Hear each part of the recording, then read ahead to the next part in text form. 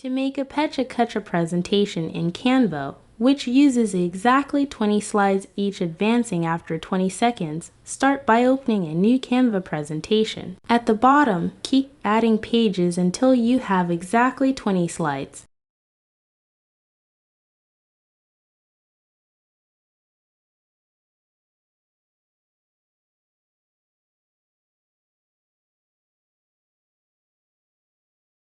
Then click the Edit Timing button, which looks like a clock in the top toolbar. Set the timing to 20.0 seconds using the slider or by typing the value. Then click Apply to all pages so every slide follows the same duration. To add smooth transitions, hover between the two slide thumbnails, click Add Transition. Choose a clean option, then click Apply to all pages to unify the transition across all slides.